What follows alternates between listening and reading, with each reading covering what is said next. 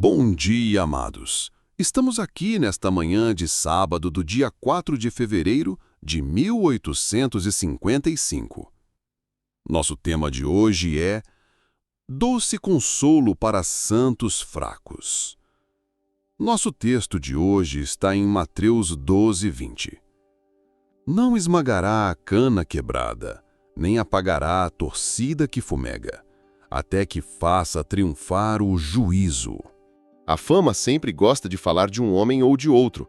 Alguns existem de cuja glória ela proclama e cujas honras ela exalta acima dos céus. Alguns são seus favoritos, e seus nomes são esculpidos em mármore e ouvidos em toda a terra e em todo o clima. A fama não é uma juíza imparcial. Ela tem seus favoritos. Alguns homens ela exalta, eleva e quase deifica. Outros, cujas virtudes são muito maiores e cujos caráteres são mais merecedores de elogio, ela passa despercebida e coloca o dedo do silêncio em seus lábios. Você geralmente descobrirá que aquelas pessoas amadas pela fama são homens feitos de bronze ou de ferro e moldados em uma forma rude. A fama acaricia César porque ele governou a terra com uma vara de ferro. A fama ama Lutero porque ele ousadamente e virilmente desafiou o Papa de Roma e, com a testa franzida, ousou rir dos trovões do Vaticano. A fama admira Knox, pois ele era severo e provou ser o mais valente dos valentes. Geralmente você a encontrará escolhendo os homens de fogo e temperamento, que se postavam diante de seus semelhantes sem medo deles. Homens que eram feitos de coragem, que eram pedaços consolidados de destemor e nunca conheceram o que poderia ser a timidez. Mas você sabe que há uma outra classe de pessoas igualmente virtuosas e igualmente dignas de estima, talvez até mais, que a fama esquece completamente. Você não a ouve falar do gentil Melanchthon. Ela diz pouco sobre ele. Entanto, ele fez tanto, talvez, na Reforma, quanto o maior Lutero. Você não ouve falar de há muito do salvo e abençoado Rutherford e das palavras celestiais que destilavam de seus lábios, ou do arcebispo Leighton, de quem se dizia que nunca perdeu a paciência em sua vida. Ela ama os picos de granito ásperos que desafiam a nuvem de tormenta. Ela não se importa com a pedra mais humilde no vale na qual o viajante cansado descansa. Ela quer algo boldado e proeminente, algo que corteje a popularidade, algo que se destaque perante o mundo. Ela não se importa com aqueles que se retiram na sombra. Daí meus irmãos, que Jesus, nosso adorável mestre, escapou da fama. Ninguém diz muito sobre Jesus exceto seus seguidores. Não encontramos seu nome escrito entre os grandes e poderosos homens, embora, na verdade, ele seja o maior, mais poderoso, mais santo, mais puro e melhor dos homens que já viveram, mas porque ele era Jesus manso e humilde, e era enfaticamente o homem cujo reino não é deste mundo, porque ele não tinha nada de áspero nele, mas era todo gentileza, porque suas palavras eram mais suaves que manteiga, seus discursos mais gentes em seu fluxo que óleo, porque nunca homem falou tão gentilmente quanto este homem, por isso ele é negligenciado e esquecido. Ele não veio para ser um conquistador com sua espada, nem um Maomé com sua eloquência ardente, mas ele veio para falar com uma voz mansa e delicada que derrete o coração rocoso, que cura os quebrantados de espírito e que continuamente diz: Vinde a mim todos os que estáis cansados e sobrecarregados, tomai sobre vós o meu jugo e aprendei de mim, porque sou manso e humilde de coração, e achareis repouso para vossas almas.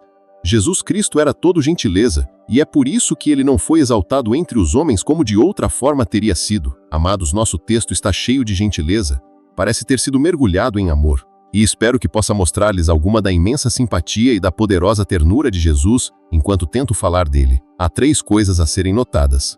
Primeiro, fragilidade mortal, cana quebrada e torcida que fumega.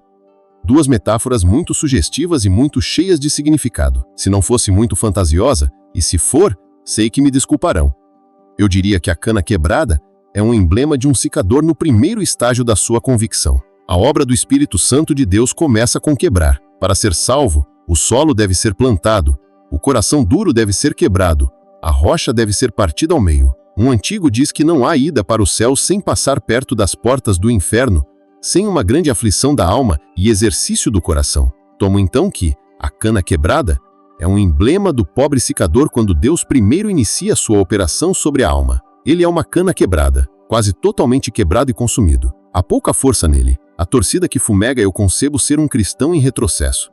Alguém que foi uma luz ardente e brilhante em seu dia, mas por negligência dos meios de graça, a retirada do Espírito de Deus e cair em secado, sua luz quase se apagou, não completamente. Ela não pode se apagar, pois Cristo diz, não a apagarei, mas ela se torna como uma lâmpada mal suprida de óleo, quase inútil. Ela não está completamente extinta. Ela fumega. Era uma lâmpada útil outrora, mas agora se tornou como uma torcida que fumega. Assim, penso que estas metáforas muito provavelmente descrevem o sicador contrito, como cana quebrada, e o cristão em retrocesso como torcida que fumega. No entanto, não escolherei fazer tal divisão, mas colocarei ambas as metáforas juntas e espero que possamos extrair alguns pensamentos delas. E primeiro, o encorajamento oferecido em nosso texto aplica-se aos fracos. O que no mundo é mais fraco que a cana quebrada ou a torcida que fumega? Uma cana que cresce no pântano ou brejo, basta o pato selvagem pousar sobre ela e ela se quebra.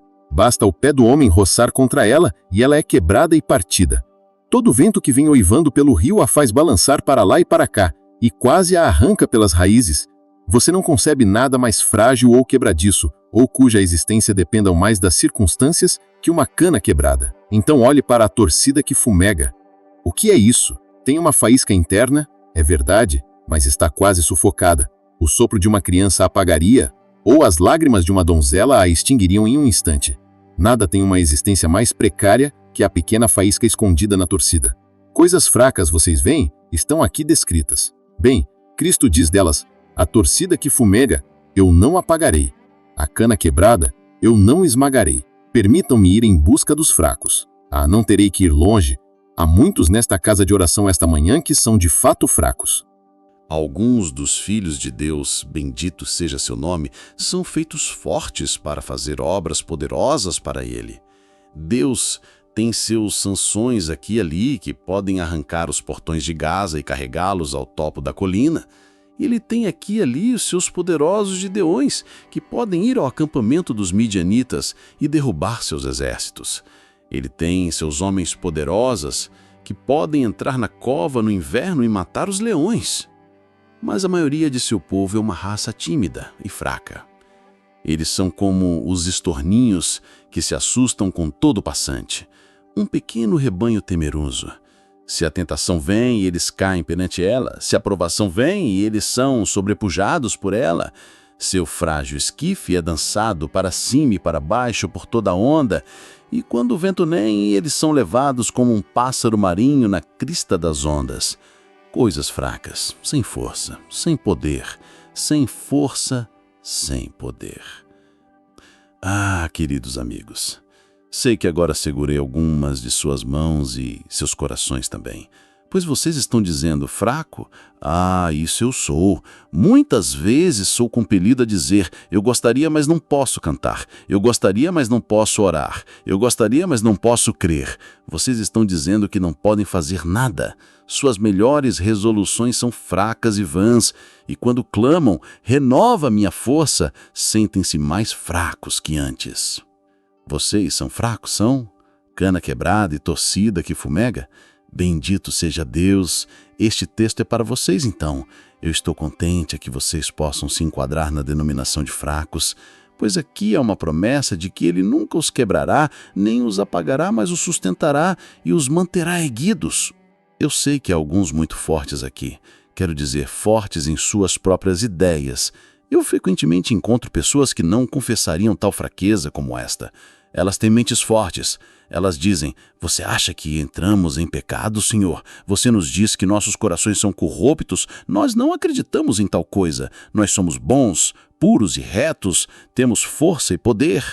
Para vocês, eu não estou pregando esta manhã. Para vocês, eu não estou dizendo nada. Mas prestem atenção. Vossa força é vanidade. Vosso poder é uma ilusão. Vossa força é uma mentira. Pois por mais que vos gabeis do que podeis fazer, isso passará. Quando chegar o dia do verdadeiro confronto com a morte, vocês descobrirão que não têm força para lutar com ela. Quando um desses dias de forte tentação chegar, Ele os pegará, homem moral, e vocês cairão, e o glorioso uniforme de vossa moralidade será tão manchado que, embora laveis vossas mãos em água de neve e vos purifiqueis ao máximo, vocês estarão tão poluídos que vossas próprias roupas vos aborrecerão. Eu acho que é uma coisa abençoada ser fraco. O fraco é uma coisa sagrada. O Espírito Santo fez assim. Vocês podem dizer: nem força tenho eu? Então este texto é para vocês. Em segundo lugar, As coisas mencionadas em nosso texto não são apenas fracas, mas coisas sem valor. Eu ouvi falar de um homem que pegaria um alfinete enquanto andava na rua pelo princípio da economia, mas nunca ouvi falar de um homem que pararia para pegar canas quebradas. Elas não valem a pena ter. Quem se importaria em ter uma cana quebrada, um pedaço de junco deitado no chão? Todos a desprezá-los como sem valor. E torcida que fumega, qual o valor disso? É uma coisa ofensiva e nojenta, mas o valor dela é nada. Ninguém daria um estalo de dedo nem pela cana quebrada, nem pela torcida que fumega. Bem, então, amados, em nossa estimativa, há muitos de nós que são coisas sem valor.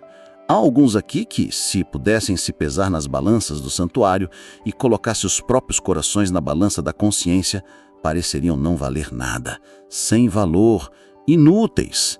Houve um tempo em que se consideravam as melhores pessoas do mundo, quando, se alguém dissesse que vocês tinham mais do que mereciam, vocês chutariam e diriam: eu creio que sou tão bom quanto as outras pessoas. Vocês se consideravam algo maravilhoso, extremamente dignos do amor e consideração de Deus, mas agora vocês se sentem sem valor.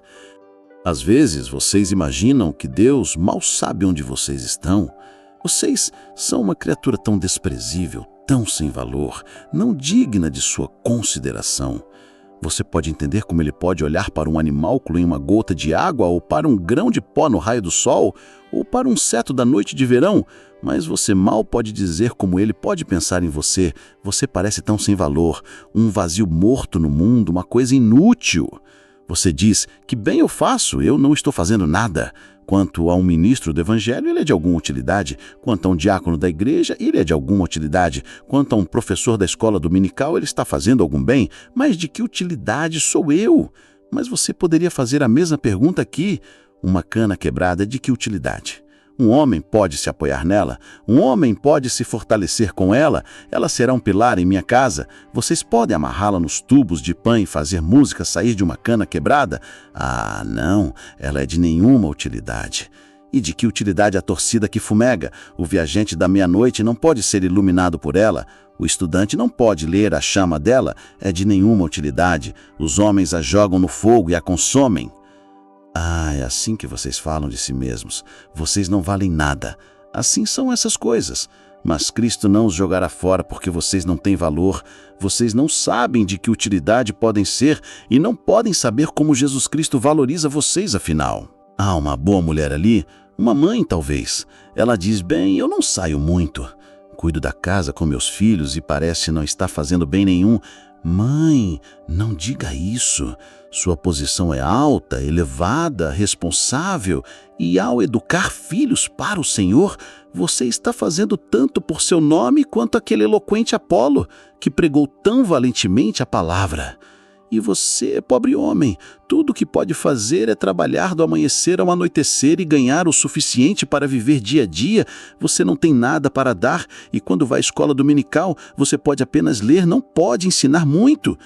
Bem, mas a quem pouco é dado, dele pouco é exigido.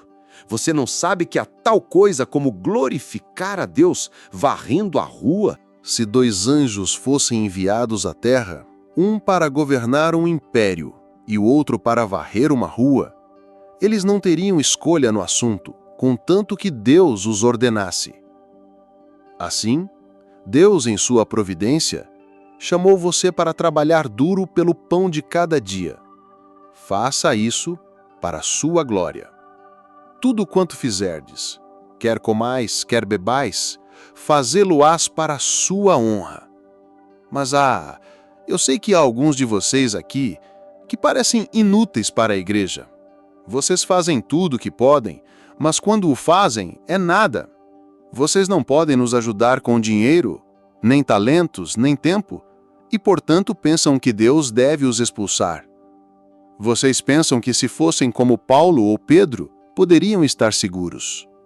Ah, amados, não falem assim. Jesus Cristo diz que não apagará a torcida inútil, nem quebrará a cana quebrada sem valor. Ele tem algo para os inúteis e para os sem valor. Mas notem, eu não digo isso para desculpar a preguiça, para desculpar aqueles que podem fazer, mas não fazem. Isso é uma coisa muito diferente. Há o chicote para o jumento, um flagelo para homens preguiçosos, e eles devem tê-lo às vezes. Eu estou falando agora daqueles que não podem fazer. Não de Issacar, que é como um jumento forte, deitado entre dois fardos e preguiçoso demais para se levantar com eles. Eu nada digo pelo preguiçoso que não ara por causa do frio, mas dos homens e mulheres que realmente sentem que podem ser de pouca utilidade, que não podem fazer mais, e para tais, as palavras do texto são aplicáveis. Agora faremos outra observação. As duas coisas aqui mencionadas são coisas ofensivas. Uma cana quebrada é ofensiva, pois creio que há uma alusão aqui aos tubos de pã, que todos vocês conhecem, são canas juntas, ao longo das quais um homem move a sua boca, assim causando algum tipo de música. Este é o órgão, creio eu, que Jubal inventou e que Davi menciona, pois é certo que o órgão que usamos não estava em uso. A cana quebrada, então, estragaria a melodia de todos os tubos. Um tubo defeituoso deixaria o ar sair, de modo a produzir um som dissonante ou nenhum som, de modo que o impulso seria pegar o tubo e colocar um novo. E quanto à torcida que fumega, o pavio de uma vela, ou qualquer coisa desse tipo, não preciso informar-lhes que o fumo é ofensivo. Para mim, nenhum odor em todo o mundo é tão abominavelmente ofensivo quanto a torcida que fumega. Mas alguns dizem, como você pode falar em um estilo tão baixo? Eu não fui mais baixo do que eu mesmo poderia ir, nem mais baixo do que vocês podem ir comigo, pois tenho certeza de que vocês são, se Deus o Espírito Santo realmente os humilhou, tão ofensivos para vossas próprias almas e tão ofensivos para Deus quanto uma cana quebrada seria entre os tubos, ou quanto a torcida que fumega para os olhos e nariz. Frequentemente penso no querido velho John Bunyan, quando ele disse que desejava que Deus o tivesse feito um sapo, ou uma rã, ou uma serpente, ou qualquer coisa ao invés de homem, pois ele se sentia tão ofensivo. Oh, eu posso conceber um ninho de víboras, e acho que elas são detestáveis. Eu posso imaginar uma poça de todos os tipos de criaturas repugnantes, gerando corrupção, mas não há nada nem metade tão digno de abominação quanto o coração humano. Não digam que são sem valor. Por fim, vocês estarão perante o trono entre a companhia lavada no sangue e cantarão o louvor de Deus. Ah, e a torcida que fumega também. Para que serve isso? Eu logo lhes direi. Há uma faísca nessa torcida em algum lugar. Ela está quase apagada, mas ainda resta uma faísca. Contemplem a pradaria em chamas. Vocês veem as chamas vindo rolando? Vocês veem riacho após riacho de fogo quente, delugando a planície até que todo o continente seja queimado e chamuscado? Até que o céu fique avermelhado com a chama? O rosto negro da velha noite é marcado com incêndio, e as estrelas parecem assustadas com a conflagração. Como aquela massa foi inflamada? Por um pedaço de torcida que fumega largado por algum viajante abanado pelo vento suave, até que toda a pradaria pegou fogo. Assim, um pobre homem, um homem ignorante, um homem fraco, até mesmo um homem em retrocesso pode ser o meio da conversão de uma nação inteira. Quem sabe se vocês, que agora são nada, podem ser de mais utilidade que aqueles de nós que parecem estar melhor perante Deus porque temos mais dons e talentos? Deus pode fazer uma faísca e incendiar o mundo. Ele pode iluminar uma nação inteira com a faísca de uma pobre alma orante. Vocês ainda podem ser úteis, portanto, animem-se. O musgo cresce sobre lápides, a era se agarra à pilha mofada, o visgo cresce no ramo morto, e assim a graça, a piedade, a virtude, a santidade e a bondade virão da torcida que fumega e das canas quebradas. Assim então, meus queridos amigos, eu tentei descobrir as partes para as quais este texto é destinado e mostrei-lhes algo da fragilidade mortal. Agora eu subo um degrau mais alto. Para a compaixão divina. A cana quebrada ele não esmagará, a torcida que fumega ele não apagará. Notem o que é dito primeiro e então permitam-me dizer-lhes que Jesus Cristo quer dizer muito mais do que ele diz. Primeiro de tudo, o que ele diz?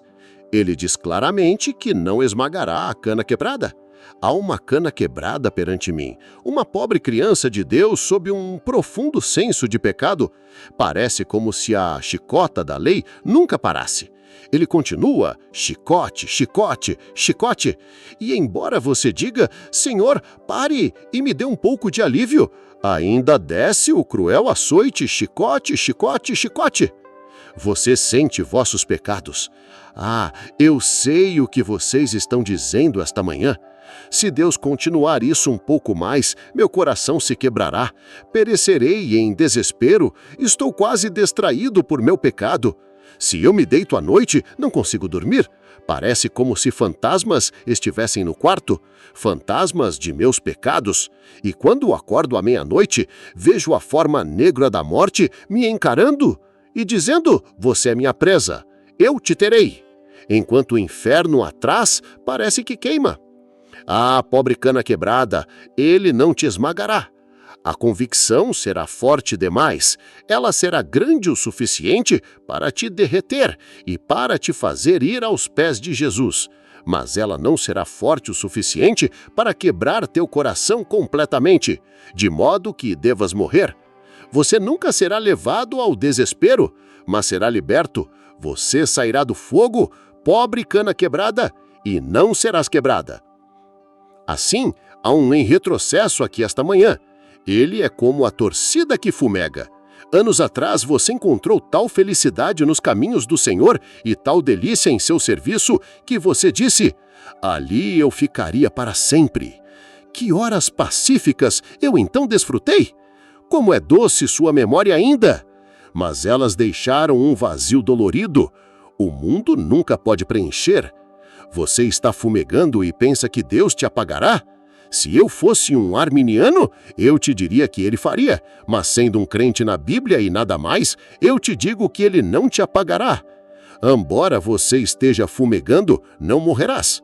Qualquer que tenha sido teu crime, o Senhor diz, voltai-vos, filhos rebeldes dos homens, porque terei misericórdia de vós. Ele não te rejeitará, pobre Efraim. Apenas volte para ele não te desprezará, embora tenha te lançado na lama e imundice.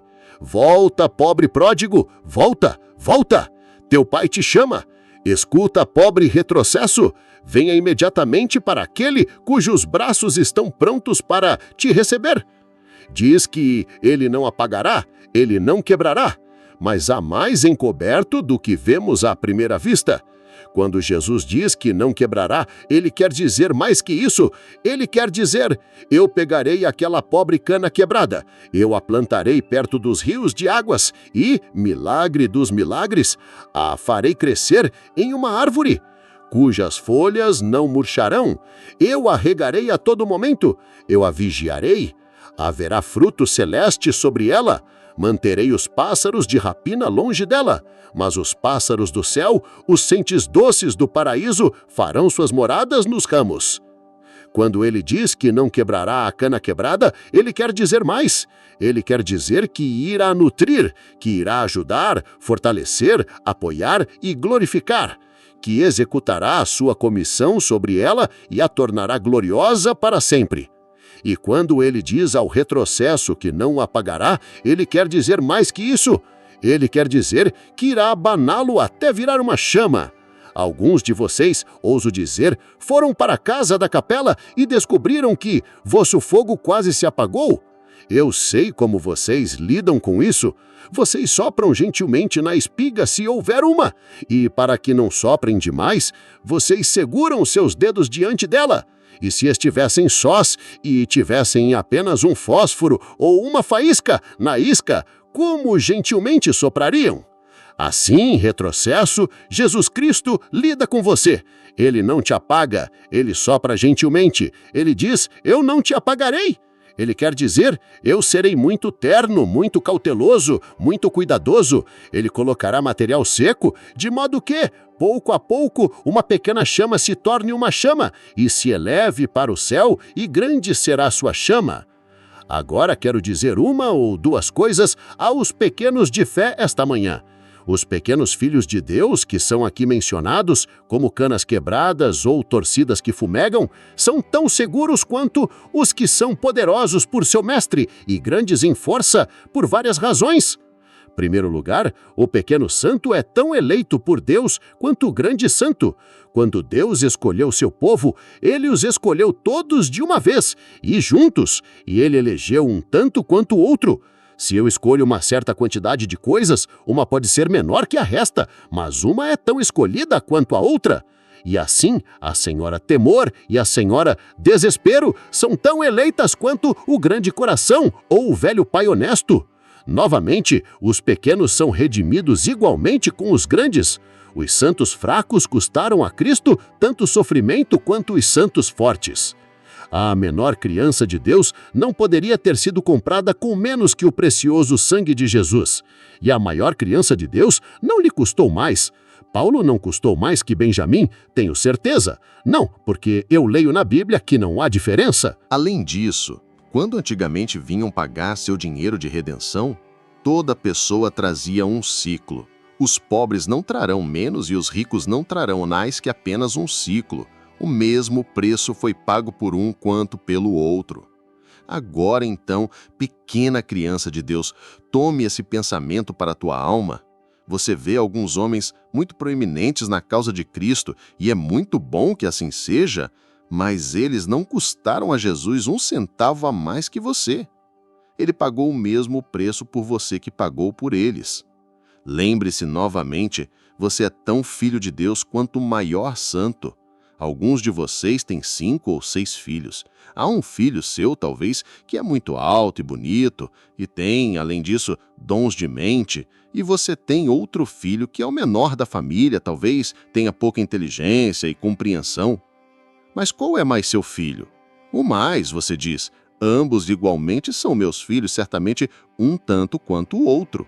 E assim, queridos amigos, vocês podem ter muito pouco aprendizado, podem estar muito escuros sobre as coisas divinas, podem apenas ver homens como árvores andando, mas vocês são filhos de Deus tanto quanto aqueles que cresceram à estatura de homens em Cristo Jesus.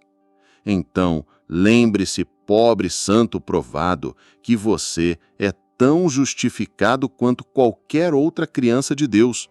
Eu sei que sou completamente justificado. Seu sangue e justiça são minha beleza, meu vestido glorioso. Não quero outras vestes, exceto as ações de Jesus e sua justiça imputada. A mais ousada criança de Deus não quer mais, e eu que sou, menor que o menor de todos os santos, posso me contentar com nada menos, e não terei menos. Pronto para parar, você é tão justificado quanto Paulo, Pedro, João Batista ou o mais elevado santo no céu. Não há diferença nisso. Tome coragem e regozije-se. Então, mais uma coisa. Se você fosse perdido, a honra de Deus seria tão manchada quanto se um maior fosse perdido. Uma coisa estranha que li em um livro antigo sobre os filhos e o povo de Deus sendo uma parte de Cristo e em união com Ele. O escritor diz, um pai senta em seu quarto e entra um estranho. O estranho pega uma criança no colo e a criança tem um dedo dolorido, então ele diz, meu filho, você tem um dedo dolorido. Sim, bem, deixe-me tirá-lo e dar-lhe um de ouro. A criança olha para ele e diz, não irei mais para aquele homem, pois ele fala em tirar meu dedo. Eu amo meu próprio dedo e não terei um de ouro em lugar dele. Assim o santo diz, eu sou um dos membros de Cristo, mas só como um dedo dolorido, e ele me tirará e colocará um de ouro. Não, disse Cristo, não, eu não posso ter nenhum dos meus membros tirados.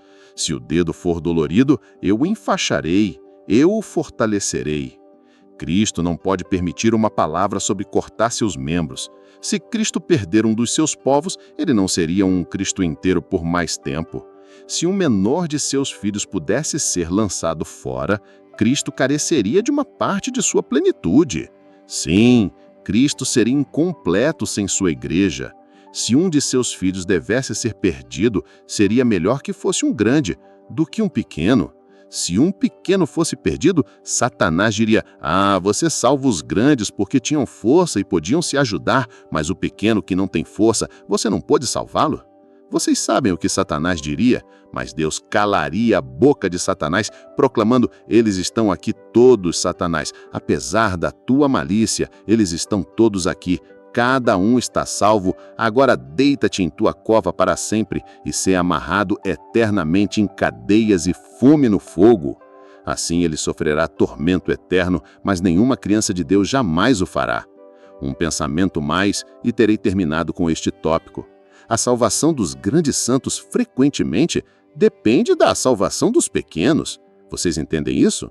Vocês sabem que a minha salvação, ou a salvação de qualquer criança de Deus, olhando para causas secundárias, depende muito da conversão de alguém mais.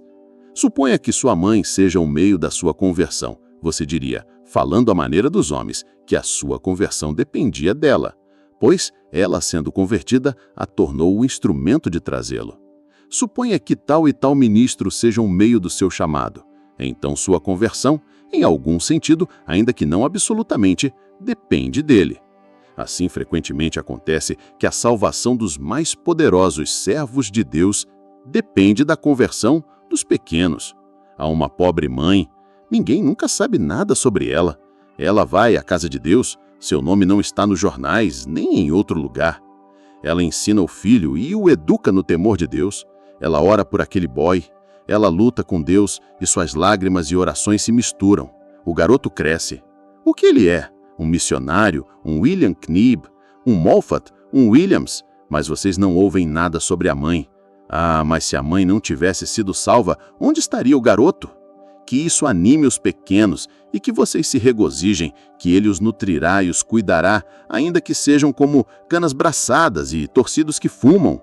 Agora, vamos para a terceira parte. Agora, para terminar, há um certo triunfo. Até que faça triunfar o juízo. Triunfo! Há algo belíssimo nessa palavra. A morte de Sir John Moore na Guerra Peninsular foi muito tocante. Ele caiu nos braços do triunfo e, triste como foi seu destino, não duvido que seu olho foi iluminado com brilho pelo grito de vitória. Assim também suponho que Wolfe falou a verdade quando disse: eu morro feliz, tendo pouco antes ouvido o grito: eles fogem, eles fogem. Eu sei que a vitória, mesmo nesse sentido ruim, porque não considero vitórias terrenas de nenhum valor, deve ter animado o guerreiro. Mas quão animado o santo quando sabe que a vitória é sua. Eu lutarei durante toda a minha vida, mas escreverei vice em meu escudo. Eu serei mais que vencedor por aquele que me amou. Cada santo fraco vencerá o dia, cada homem sobre as suas muletas, cada coxo, cada um cheio de enfermidade, tristeza, doença e fraqueza, ganhará a vitória. Eles virão cantando a Sião, tanto os cegos, coxos, mancos e a mulher com filho juntos, assim diz a Escritura. Nenhum ficará de fora, mas ele fará triunfar o juízo. Vitória, vitória, vitória! Esta é a lorte de cada cristão. Ele triunfará pelo nome de seu derado Redentor. Agora uma palavra sobre esta vitória. Eu falo primeiro aos idosos e idosas. Queridos irmãos e irmãs, vocês são frequentemente, eu sei que, como a cana braçada. Eventos vindouros lançam suas sombras antes deles e a morte lança a sombra da velhice sobre vocês. Vocês sentem o gafanhoto como um fardo. Vocês se sentem cheios de fraqueza e decadência. Vosso corpo mal se sustenta. Vocês têm aqui uma promessa especial. A cana quebrada eu não esmagarei. Eu te fortalecerei. Quando teu coração e tua carne falharem, eu serei a força de teu coração e tua porção para sempre. Até a velhice todo o meu povo provará meu amor soberano, eterno, imutável. E quando cabelos brancos adornarem suas têmporas, como cordeiros ainda em meu seio serão carregados. cambaleando em vosso cajado, inclinados, fracos, débeis e pálidos, não temam a última hora. Aquela última hora será vossa melhor. Vosso último dia será uma consumação devotadamente desejada. Fracos como sois, Deus temperará a provação à vossa fraqueza. Ele tornará a vossa dor menor, se vossa força for menor. Mas vós cantareis no céu: vitória, vitória, vitória! Há alguns de nós que poderiam desejar trocar de lugar com vocês, para estar tão perto do céu, para estar tão perto de casa. Com todas vossas enfermidades, vossos cabelos grisalhos são uma coroa de glória para vós, pois estáis perto do fim, assim como no caminho da justiça. Uma palavra com vocês, homens de meia idade, batalhando na rude tempestade desta vida. Vocês são frequentemente canas quebradas. Vossa religião é tão sobrecarregada por vossas ocupações mundanas, tão coberto pelo barulho diário dos negócios, que vocês parecem como torcidas que fumegam. É o máximo que podem fazer para servir a vosso Deus, e não podem dizer que sois fervorosos no espírito, assim como diligentes nos negócios. Homem de negócios, labutando e esforçando-se neste mundo, ele não te apagará quando fores como torcida que fumega. Ele não te quebrará quando fores como a cana quebrada, mas te livrará de teus problemas. Você nadará pelo mar da vida e estará na feliz margem do céu e cantará vitória por aquele que te amou. Vocês jovens e donzelas, falo com vocês, e tenho o direito de fazê-lo. Você e eu frequentemente sabemos o que é a cana quebrada, quando a mão de Deus murcha nossas belas esperanças. Nosso torto, tão giro de caprichos, é só a vara da aflição que pode tirar a tolice de nós, pois temos muita dela em nós. Caminhos escorregadios são os caminhos dos jovens, e caminhos perigosos são os caminhos dos jovens, mas Deus não nos quebrará nem nos destruirá. Homens, por sua excessiva cautela, nos mandam não dar um passo para não cairmos, mas Deus manda-nos ir e torna nossos pés como os da corça, para que pisemos em lugares altos. Sirvam a Deus em vossos dias iniciais, dai vossos corações a Ele. E então, Ele nunca vos expulsará, mas vos nutrirá e cuidará. Que eu não termine sem dizer uma palavra às criancinhas. Vocês que ouviram de Jesus, Ele diz a vocês: a cana quebrada eu não esmagarei, a torcida que fumega eu não apagarei. Eu creio que há muitas criancinhas tagarelas, com menos de 6 anos, que conhecem o Salvador. Eu nunca desprezo a piedade infantil. Eu a amo. Eu ouvi criancinhas falarem de mistérios que homens de cabelos grisalhos não conheciam. Há criancinhas que foram educadas em escolas dominicais e amam o nome do Salvador. Se outros disserem que sois muito avançados, não temais, amai a Cristo ainda. Jesus manso e humilde, ainda olhará para uma criança. Tem piedade de tua simplicidade e permite que venhas a Ele. Ele não vos expulsará, pois a torcida que fumega Ele não apagará, e a cana quebrada Ele não esmagará.